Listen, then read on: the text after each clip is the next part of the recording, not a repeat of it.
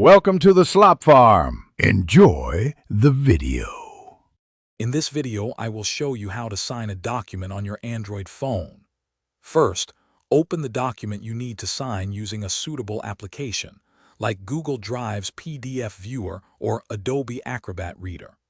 Once open, locate the markup or edit option, usually found at the bottom or top of your screen.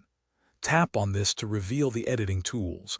Then select the signature tool to get started with adding your personal touch to the document. Now it's time to create your digital signature.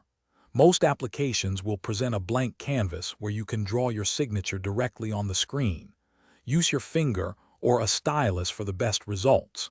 You'll often have options to customize the signature's appearance, such as choosing a black or blue ink color and adjusting the line thickness.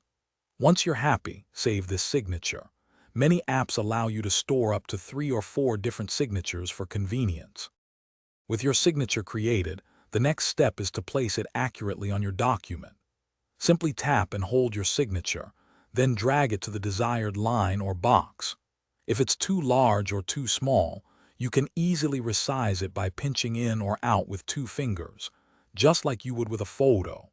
For perfect alignment, you can also rotate the signature using a 2-finger twist gesture, ensuring it looks professional and fits precisely where it needs to be. Finally, after placing your signature, it's crucial to save your work. Most applications will prompt you to save the document as a new file, preserving your original. This new file will have your signature embedded. Once saved, you can easily share it.